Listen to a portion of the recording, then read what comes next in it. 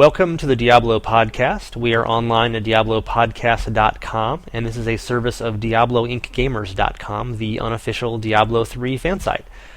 This is part 2 of our big hardcore podcast extravaganza. It picks up right where part 1 left off, and it's more of myself with Xanth and Wolfpack talking about all things hardcore.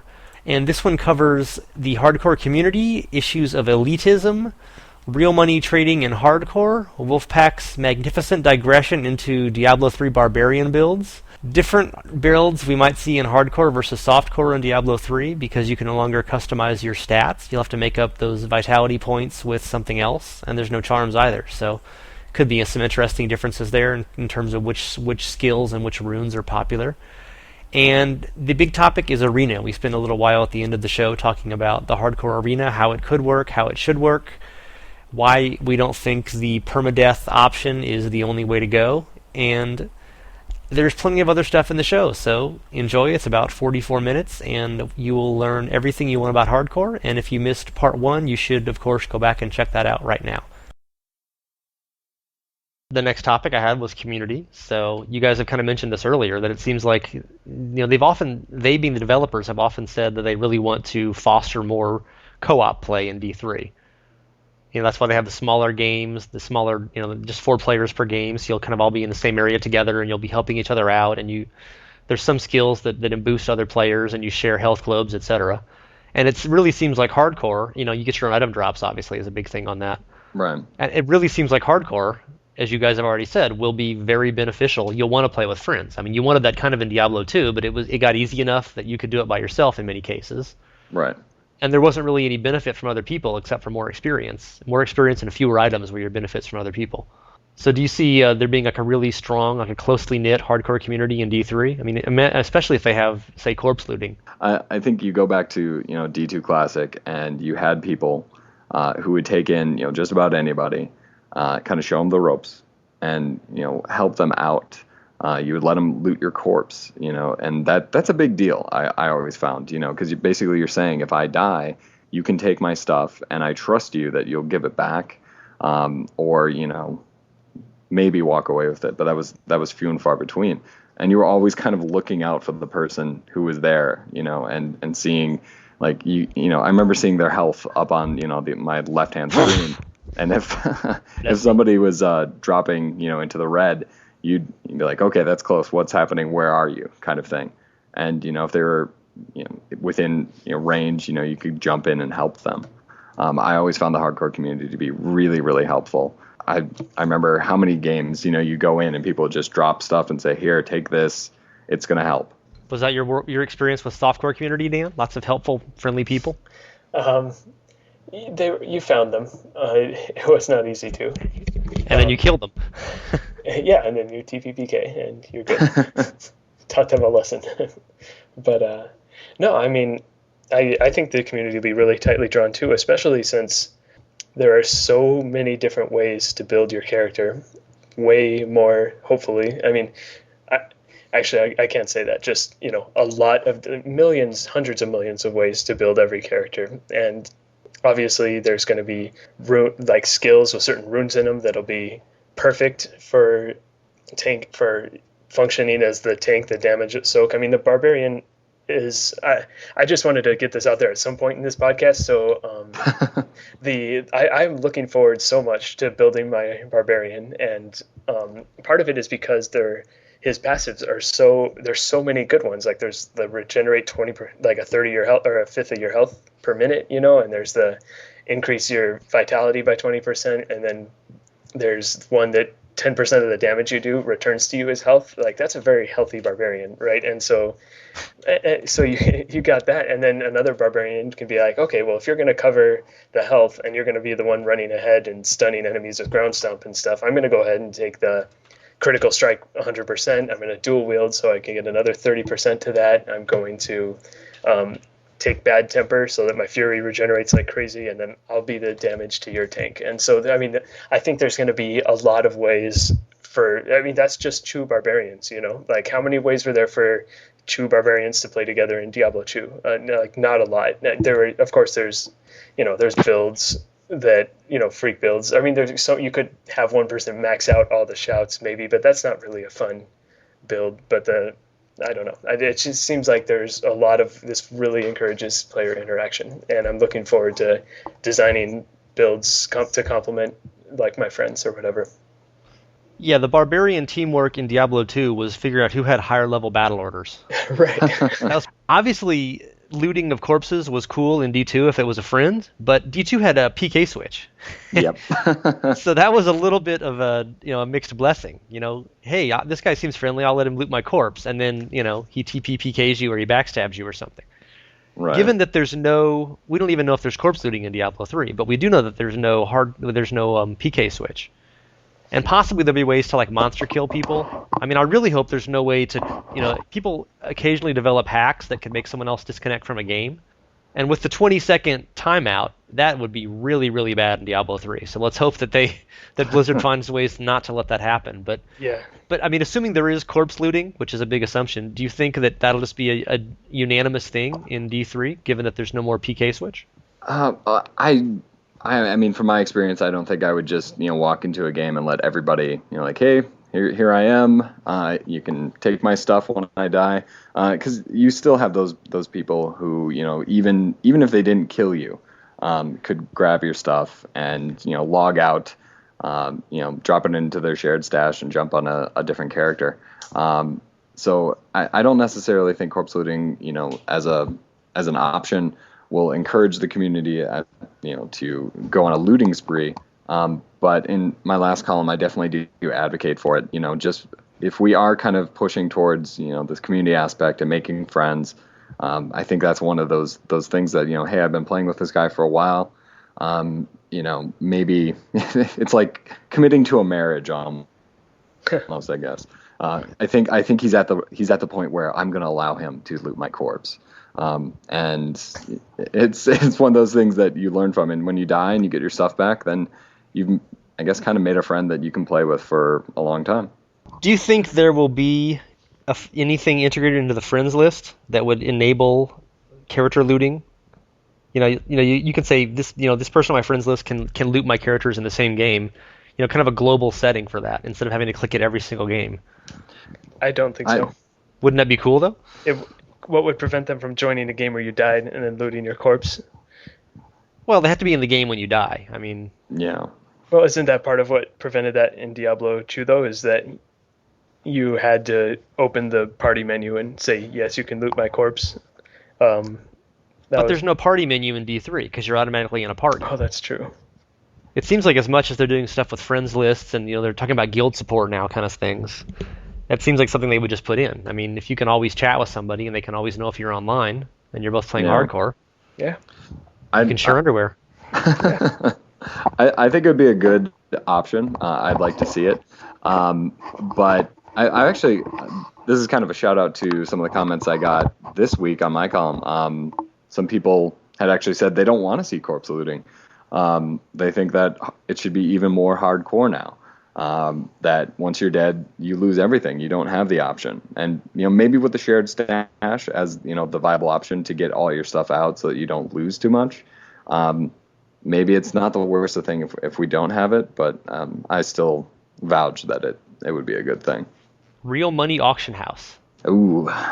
Blizzard is not allowing real money item sales through the auction house for hardcore characters. They are for softcore, as I think probably most everyone has heard by now. There's been a little bit of controversy about that.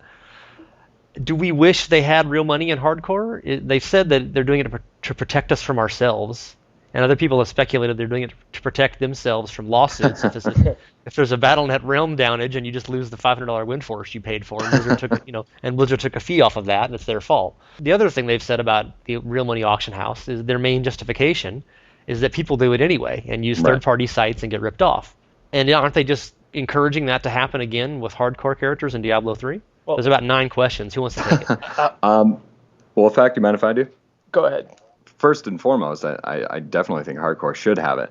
I understand the concept that we need to be saved from ourselves, but you're right.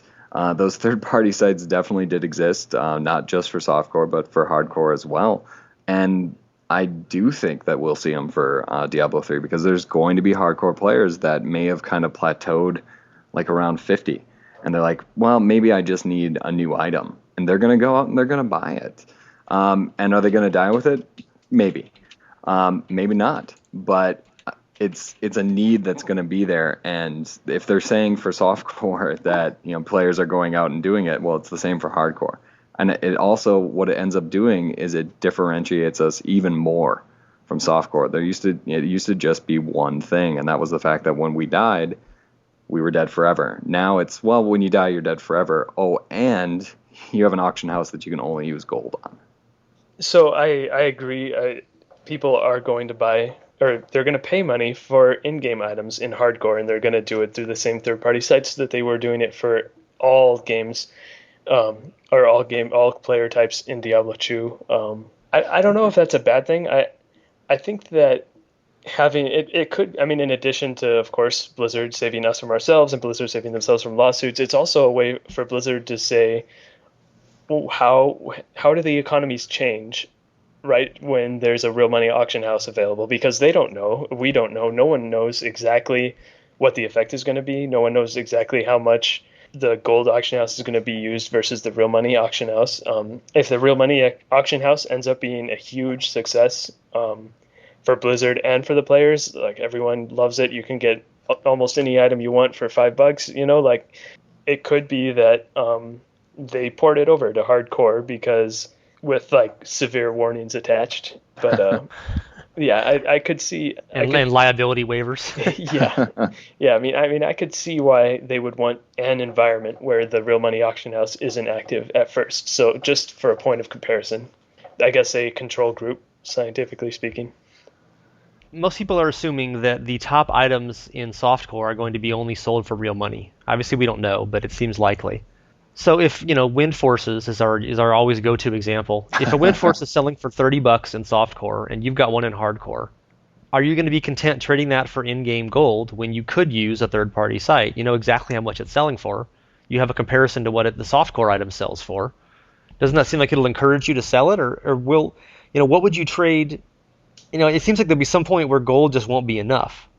Right. I mean, would you want to somehow trade it for, barter, trade it for 10 level 7 gems or whatever the thing would be? Or, it seems like it's weird that they're having this split economy. And like Wolfpack just said, it's a control group. It'd be interesting to see how it turns out. I think, I think you are right. I think you'll start to see those items getting traded. Obviously, gems, runes, whatever it happens to be. And you'll start to see more, trade games kind of like, Diablo 2, because eventually you're right. I don't think you'll need gold after a certain point. I think it will lead to a lot of spite too, because to use the Windforce example again, if it's $30 in softcore, and you maybe know 2 other hardcore players that have a Windforce, imagine how much it would go for, because those items are getting deleted with each character death. So it would be worth a lot more. I would, personally like to have bought my copy of Diablo with, the money I made, but if it's hardcore, I don't have that option. Many people have complained about the real money auction house and don't want it in the game, and they feel it break. We're not going to go into that whole debate again, but we did a whole show about that already. But they feel it kind of breaks the illusion, and it's bringing real money, real life aspects into the game when they want to escape from those. But do you think that many people don't like it and will try hardcore to avoid it? Or do you think that many people do like it and will not want to play hardcore because they can't have it? Yeah, I kind of go back and forth on this. I think, some people are so put off by it that I've heard a few people say, just because of the real money auction house, I'm going to play hardcore. And whether or not that persists after they lose, 2 or 3 level 30 characters, I don't know. I don't know how strong people's convictions are at that point. Noobs. I don't know. I really don't know if it's strong enough to keep people in. It might be enough to hook a few people, and people try it and they're like, this is really exciting. This is what I like. Like I said, I think the sting of a death is pretty strong. And, if you're somebody who only has 5-6 hours a week to play or whatever it happens to be, do you want your convictions to make you play something you don't like? I think it's good because it still gives you that choice. But then the flip side is you're right. I mean, it's a choice that comes with the condition that you're also going to stay dead when you die. So, yeah, it'd be interesting to see how that plays out and if they change it at all. The other side of that coin, what you just said, Xanth, if you only have 5 or 6 hours a week to play, maybe in softcore that's fine because you can, if say you only have 5 hours to play because you work as a 80-hour a week job and you make a lot of money, and therefore you can buy items and supplement your playing experience and say, hey, I can buy a Wind Force and have fun in Hell and Inferno. Right. But you can't do that in hardcore, at least not through the in-game system. And so that might actually discourage some people from playing hardcore if they were counting on using the real money auction house in order to boost them up to a higher level than they have time to reach on their own. And we say good riddance. I would like to have as many people in the hardcore community as possible, so we always have people to play with. But, if your time restraint is something like that, and, you do want to be able to just kind of go in and have fun, and dying permanently isn't your thing, then hardcore definitely won't be for you. Is hardcore elitist? Do hardcore players think they're better than other people? Are they better than other people? Yes and yes. It's good you know your betters. I don't know. It's one of those things that it's kind of tough. It's apples to oranges because they're two. It's as close as they are. They really are two different types of games. One is a little more meticulous. Does being that meticulous make you better? I don't know. I really try not to take the elitist approach, and because like I said, the community is great, and I like to have people to play with. But I've definitely seen it.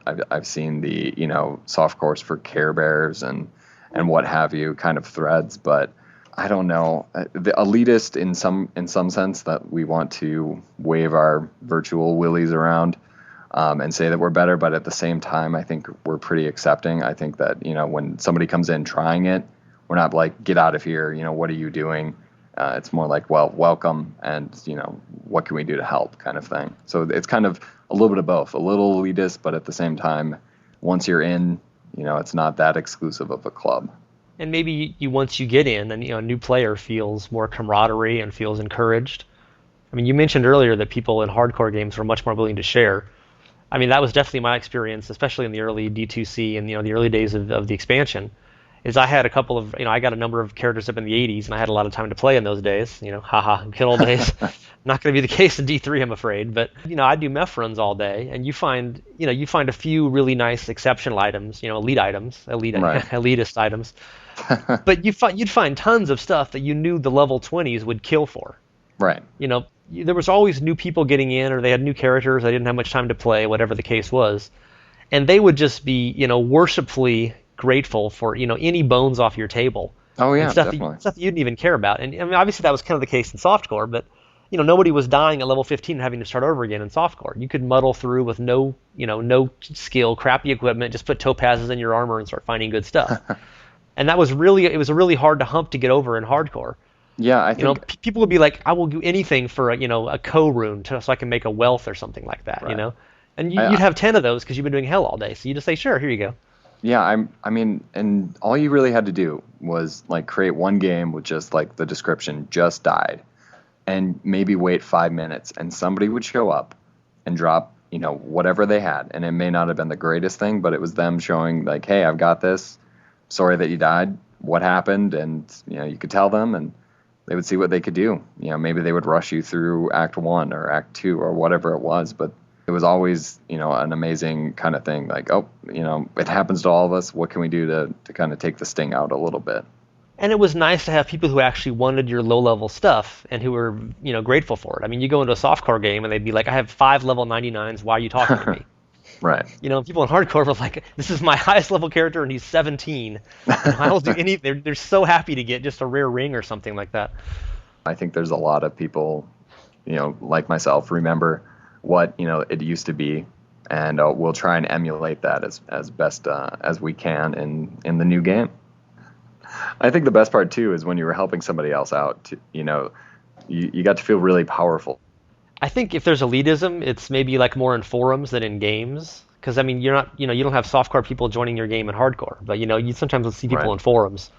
Right, and that's the big thing is softcore and hardcore are split. We don't play with each other unless somebody creates a character and joins the fold in either community.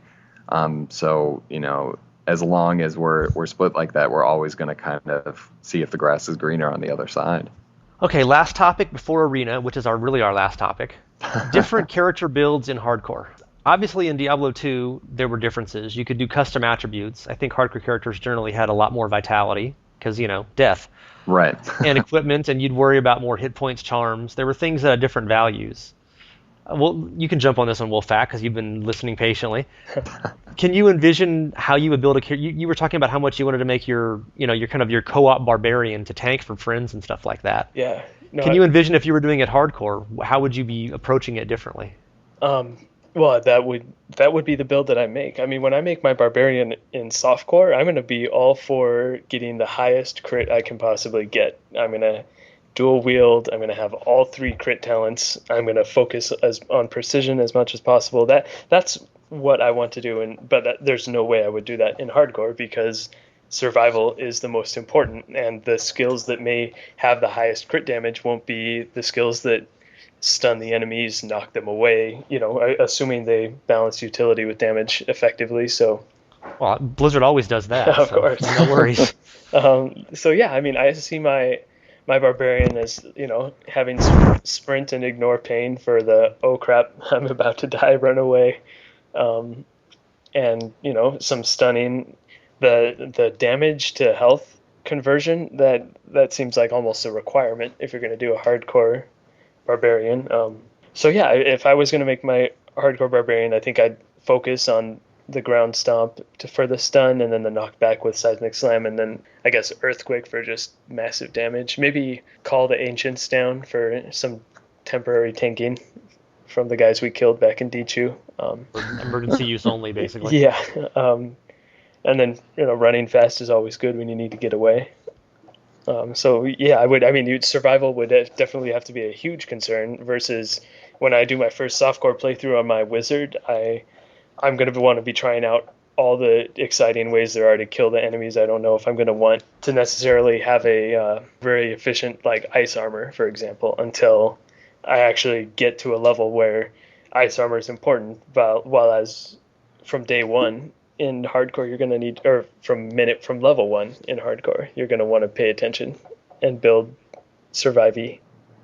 What do you think, Zam? I'll definitely agree. I mean, I think, we're going to see the hardcore community from day one, discussing what it's really going to come down to, I think, is passives, and starting to figure out which passives are going to work. We're going to see characters that aren't going to be doing as much damage because they want to survive. Losing the ability to just pump our vitality as high as we could so that we would always have that buffer is gone. So we're going to have to be a little more knowledgeable of our skills and, what's going to help us survive. And, talking about rune effects, and, maybe there's, some random rune out there that's really going to help a skill keep me alive. And that's the one I'm going to have to start, trading for. From what I've seen of the old D2 hardcore community, we do our research and we do a lot of it. So like I say, I think our forums at IncGamers are going to explode with the information from the hardcore community saying this is what you need to do if you have a monk. And, these are the runes, these are the passives that, are helping me get by. Like, I don't think, as much as I joke about running in right away and dying, I think before I'm even creating a character, I'm going to be doing heaps of research just to make sure that I'm not, messing up. Yep. If you're a demon hunter, you're going to take vault. If you're a wizard, you're going to take teleport. If you're a witch doctor, you're going to take the one that makes you instantly invisible. I can't remember the name of it. Yeah, the survival skills are going to be crucial. Spirit walk, yeah. I think it's going to be interesting. Go ahead. Do you have another point on that? Oh, I was just going to say witch doctors are going to be by far the most popular in hardcore, just because you can have so many different kinds of tanks or frogs that eat your enemies, like. But necromancers weren't by far the most popular in hardcore in D2, so that might not be the case. Really? Yeah, I would say you're most popular in hardcore. I really think wizard. I really do. Wizard was by far the most popular in D2, it seemed like. Yeah, range. I guess, what's the Hammerdens, I guess, basically whatever could kill much. Right. Go ahead. I have a whole point on this, but go ahead. I was just gonna say, from my experience, like going through and you would just see, billions of different sources. Is, the fact that I played a druid when the X Pack came out, and there was, maybe 5 other people it seemed like who were also doing that. There's gonna be classes that are gonna kind of stand out as being better, or perceived to be better, just based on popularity. And like I said, I think it's gonna be the wizard for hardcore. I think the monk will be the least played. Just the melee aspect, and then you're not doing huge hits. It's so, sensitive on your combos that, one mistake, or I doubt one mistake will end your life, but a couple mistakes on combos and you're not going to be doing as well. Monks have a lot of defensive skills, though. Plus, they have auras, so it's not, we don't even know anything about what the rune effects and auras will be. That could really be an interesting whole topic there. That's true. I think the big issue that we're kind of working up to here is that there were very few differences in builds between hardcore and softcore and D2. I mean, basically, people had the exact same skills and the exact same, well, I was going to say passive skills. I guess they were all skills in D2. There would be some differences in equipment, slight differences, and then like you'd have generally more vitality, right? And you'd have more hit points, charms, kind of stuff. But there are no charms in Diablo 3, and there are no hit point modifications. They've taken out the talisman entirely. So it seems like you'll have to make all your differences will be from items, and especially from your skills and your passives. And enchantments. Right. Yeah, enchantments. We don't even know how much effect that'll have, etc. yet. But, well, I'm hoping. Well, I don't know if I'm really hoping that it's an awesome way to customize your character in terms of stats. Yeah, we'll see how powerful they go. But my whole point is kind of what Xanth was saying also about the runestone effectiveness, is that it seems like we'll actually have some differences in builds in Diablo 3. Because you can't just do a Hammerden and put a few more points in vitality. You've got to do, you have to do your Hammerden got to have some kind of much higher defense or much higher avoidance skills or some kind of way to run away from stuff. Yeah. That kind of thing. So it seems like we will really have some, some major important changes. Like you cannot make your, like you were saying, Wolfpack, you're going to have your escape skills with your hardcore characters.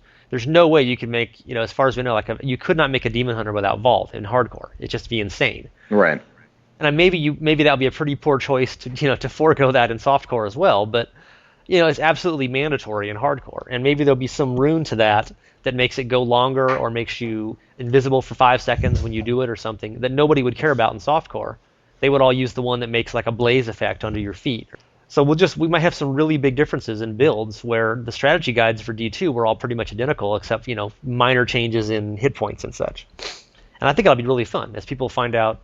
That seems like it's going to add to the utility of the game in a lot of ways, where a lot of these runes that nobody would have used otherwise or very seldom would have used might be awesome for hardcore or really necessary. Well, Flex, have you given it any thought to how you're going to do it? I mean, we have all the passives, all the actives, at least the names of them. Like, what do you think your first one's going to be for hardcore?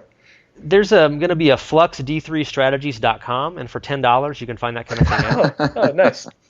Actually, I really haven't. It's still, the skills have been changing so much, right. And we still don't know what, we only know what a handful of the runes do at this point. I mean, obviously I've looked at them on the wiki and had some thoughts about what seems like fun, but I think, unlike Xanth, I'm going to betray my hardcore roots and probably do a softcore of every character first. Okay.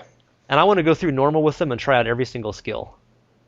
I mean, you can't try every single skill and every single rune unless you're going to spend like a month doing it. But well, who knows? Who knows? Because they said the low-level runes, right, are going to have a much higher drop rate. Could be. Just like you're doing a lot of standing around, switching between 5 different runes with magic missiles, and then you have 25 other skills too. Right. But I'm not a big fan of the free specs. I think it's going to kill replayability to some extent. People will just make one character of each and then just switch it forever. Yeah. Unless they do the thing where the runes are kind of bound to whatever skill you put them in, so you can't switch easily. But I do like the free specs for normal because I think it'll be fun to just play through up to level 30 and basically try every single skill out with every single character, and then you kind of decide what you really like and what you want to use in Nightmare and Hell, or what you want to use on your hardcore characters. So no, to answer your question with 10,000 words, I haven't really planned it out, but I'm sure I will do some of that before the game arrives. I'm going to pay for that D3 Flux website. Yeah, like 3 cyber squatters have already bought that. It's registered to some guy in Shanghai right now. Yep. He's going to be getting Google hits for months. But yeah, I mean, I did write a few strategy guides for Diablo 2, and of mostly hardcore basis. Hardcore Magic Find was kind of my thing. But well, yeah, I mean, people will be doing many strategy guides, and we'll be having strategy forums and all kinds of stuff. So I think it'll be fun to see how people evolve what they want to do. I remember how much they changed in the early days of D2, and people would find new things that were so much better than what they'd been doing. I still recall when people realized that faster casting was more important than plus skills for wizards or for sorceresses. And as everybody suddenly, nobody cared about those +1 swords anymore. It was like, I want a wand with, I want a rare wand with faster cast. It's better to cast 10 of these that do less damage than 6 of those that do more damage. And that will happen every day for 6 months in Diablo 3. At least I hope so. Okay, last topic, Arena. Arena. Yay. The big early debate in Arena was Jay Wilson said it would only be permadeath, basically. That would be 2 men enter, 1 man leaves. And then that sparked off a lot of debate, and I was one of the many hardcore fans saying that's a terrible idea for various reasons we may get into. And more recently, Jay has said that the Strike team has been arguing with him, saying there will be no hardcore dueling community if there's only permadeath, so they may have something else. What do you think, Wolfpack? The word hardcore, I mean, the connotation is if you die, you're dead. So when I first heard that they were debating this, my thought was, well, if they're going to be elitist, if they're going to be like, we're the best, then we are the best. You need to take that when you die, you're dead along with it, and there shouldn't be exceptions. But, I mean, I can see where they're coming from. The hard dueling is no fun if you're going to, I mean, if death means the end of your character. But who knows, maybe for some people that is fun. I think I have to quote you from the article that you wrote up on it, but it's a purist versus a realist argument, because if we're saying we're hardcore, we should die when we get killed. That that's us hanging on to those roots. But the realist just kind of says if we're doing 3 rounds or whatever it happens to be now, we probably should not just die once. We should keep going, and then you kind of look at the math and. I'm an English teacher. I don't like to do math in general, but you look at the math of how many hardcore PvP people there will be, and if everybody's going into the arena at the same time and it's a permadeath, how many are going to be left at the end of the the week, and how many people are the hour? The day, the hour, 10 minutes, who knows? How many people are going to be left to play against, and how many people are going to be like, oh, that was a great minute, now I need to level up to 60 again to really enjoy it again for a rematch. I think you would really get soured by it, and as much as a purist as I may be, I just don't foresee that being a great option. How active was the dueling community in Diablo 2 hardcore? It was non-existent in the early days. A little bit of low-level stuff, but there would occasionally be. Well, see, it was different because there were PKs. Right. So somebody would come in your game and go hostile and just kind of camp by a waypoint and try to get a cheap shot. The lack of an actual dueling arena kind of makes it hard to compare. Right, but I mean, there were the Act 1 dueling games, or there weren't? Very few. I mean, nothing like Softcore. And if to interject, I mean, if you'd go into one of those dueling games, it was a lot of people just flaming each other, trying to get them to come out into Act 1 and see if they'll fight, and most of the time nobody would. Or abusing the bug of the week. Right.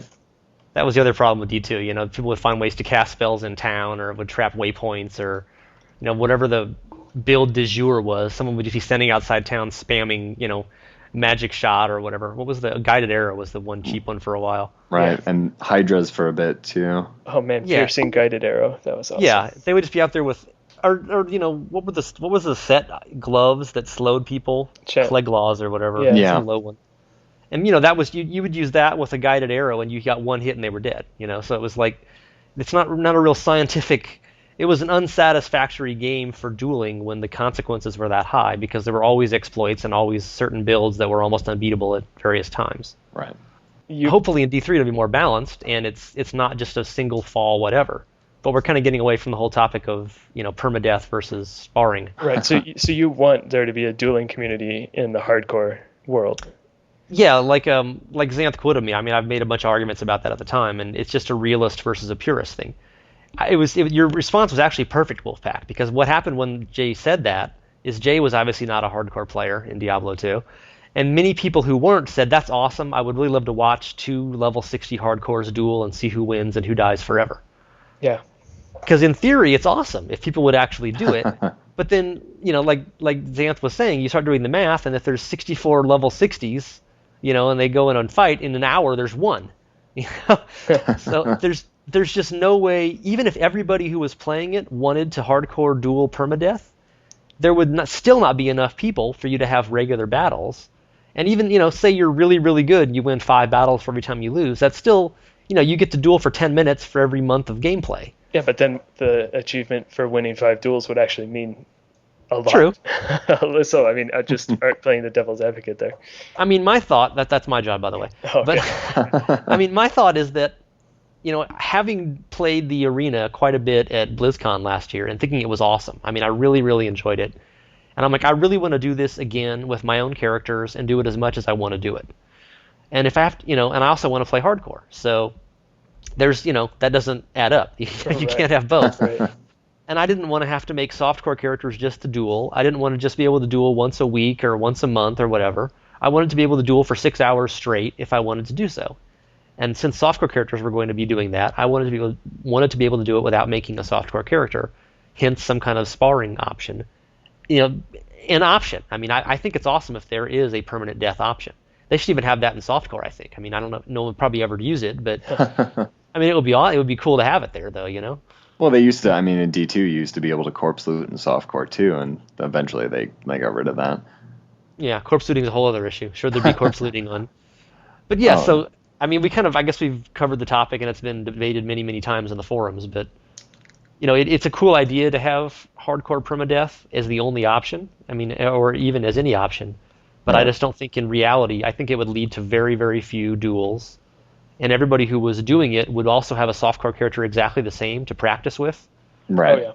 So if you were a casual hardcore, say you're like the best PVM hardcore player, you go into arena and you play some guy who's played 1,000 rounds with the exact same build in softcore, and he's got all his equipment optimized for PvP, you're going to get owned.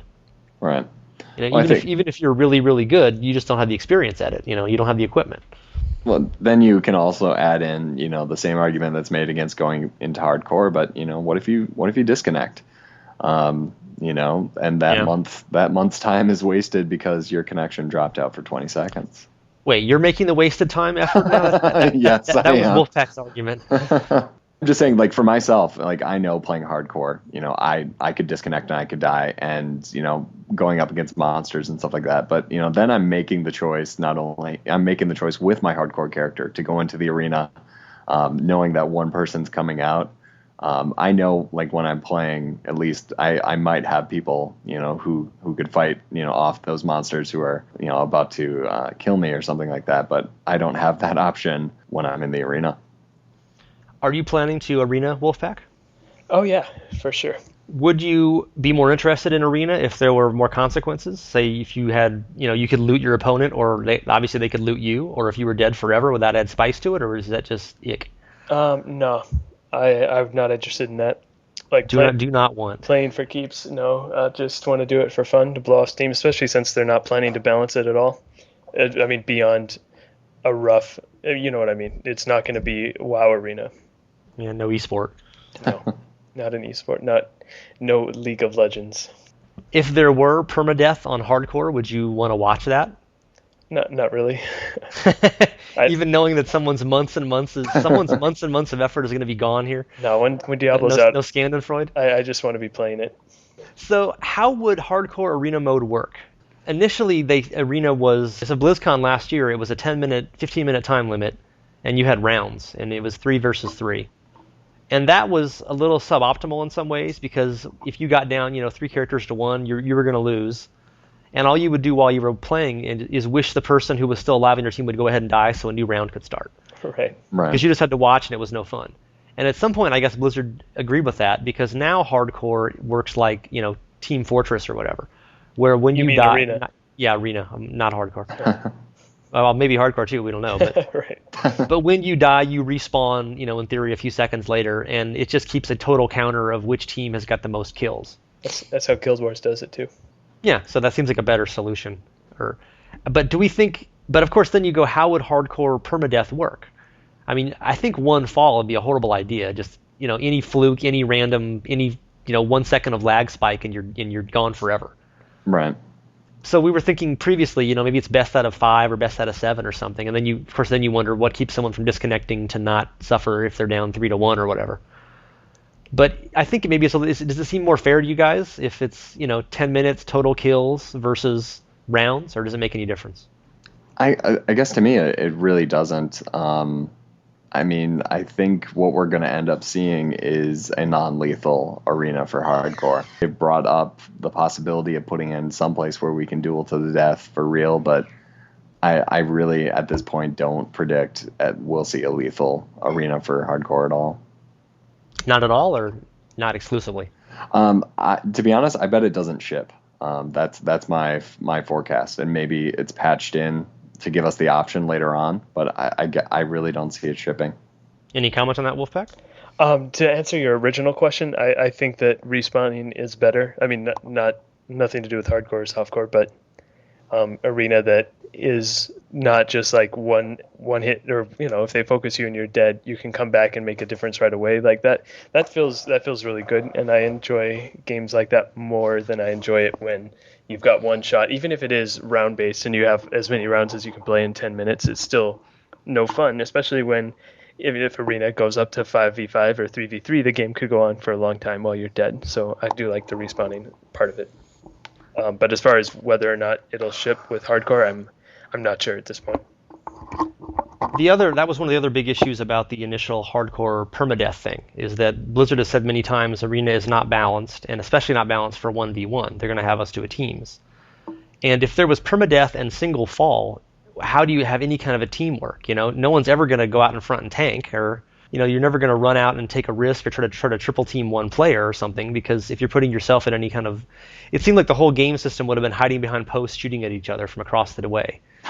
And because I mean, like in Gamescom and BlizzCon demos, the barbarians almost always died first in arena, because they were the ones out there charging at the wizards and getting shot, and at the witch doctors and getting sacrificed hounds and such. Mm-hmm.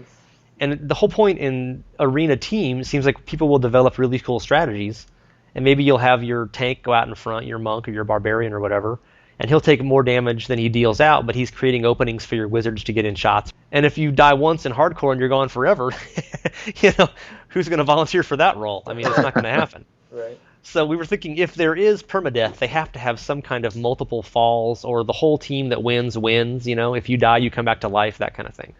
But we don't know how it's going to work at all at this point. So yeah, that seems a little questionable.